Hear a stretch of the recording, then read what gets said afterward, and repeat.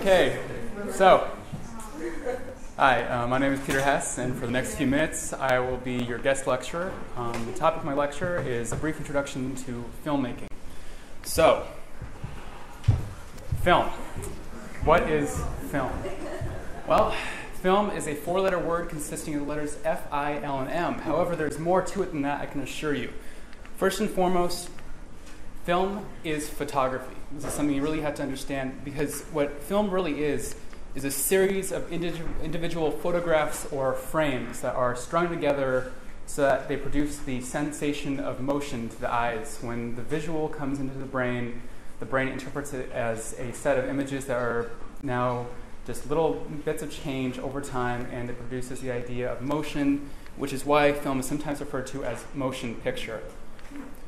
So in television, you have an average of 30 frames or photographs in a given second, whereas in film, like cinema releases, it's 24 frames, which is somewhat what causes the look of film quality.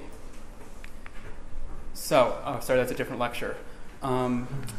So this is the big barrier for the longest time in filmmaking. Up until really very recently, it's been very difficult for independent people to come in and make their own movies. However, recently, with the invention of the camcorder, it is really easy for anybody to enter this kind of work.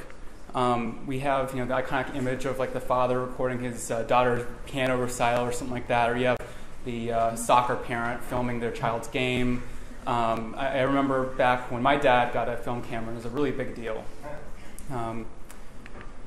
So we have YouTube. This is, a huge place where we dump all of our films, and there's sort of this stigma that most of YouTube is just, very low quality. So what is it exactly that separates us from this? I mean, what is it that makes YouTube videos and not Hollywood production? Well, sometimes there's really not all that lot of difference between a YouTube video and a Hollywood production.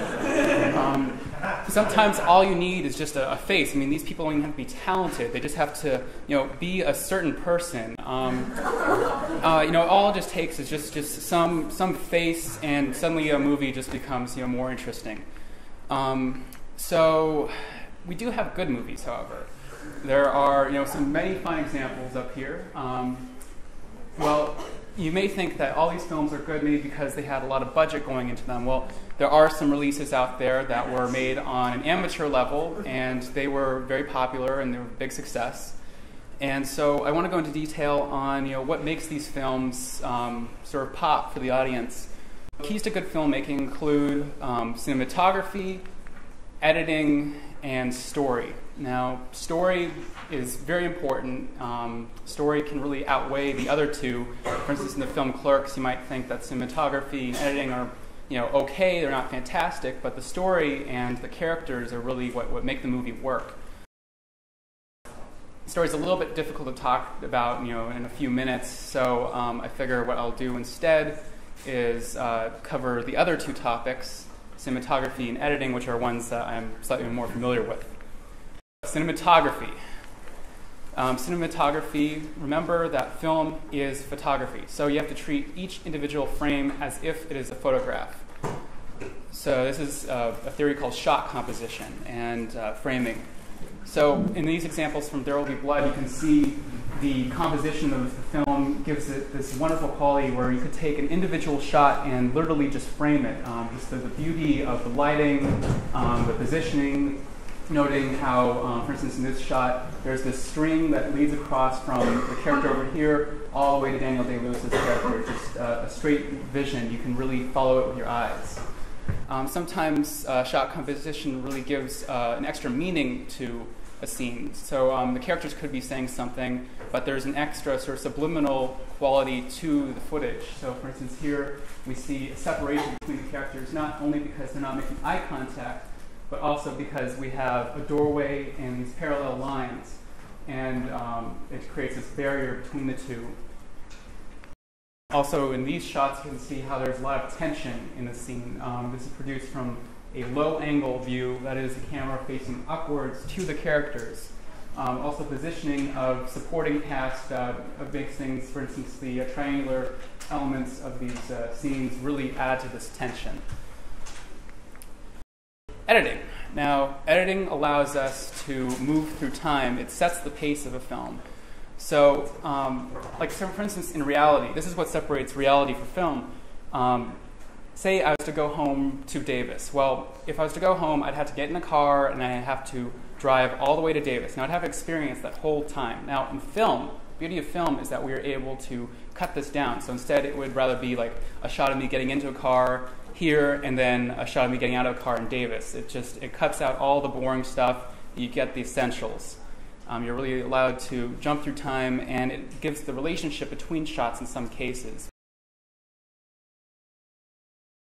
This is called a match cut, where you have a motion that's carried over between two shots. Now, the best way to give an example of this is by showing you a clip. So, for instance, in this scene, you will see how there's a movement of Daniel Day-Lewis's hand that matches with the movement of a character going to the shot.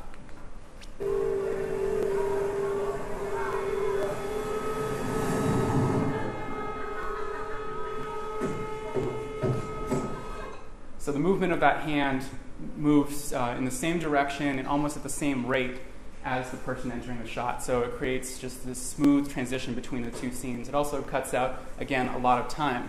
Now, there is a very famous match cut. This is from the film 2001: A Space Odyssey. It's very iconic. This one not only captures the movement of an object and transitioning into another scene, it also has a symbolic quality to it, which I'll explain, as well as just cuts out a lot of time.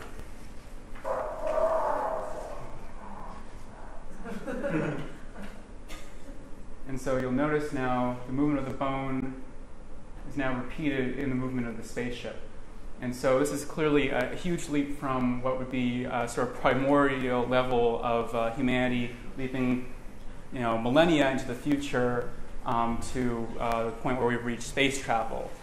And an interesting element of this was that the bone is obviously used as a weapon in this case, and the ship that was supposed to pass is supposed to be containing nuclear warheads. So there's an extra sort of meaning given just by the visuals alone, no story added. Now this is an example from a film I'll be showing you in a little bit. This is the mural project that I did for this class, and in this one you can still see the ideas of match cutting using motion. So in here you can see how, as you're drawing, the motion of the hand is captured, and then the movement of this person matches with the pencil.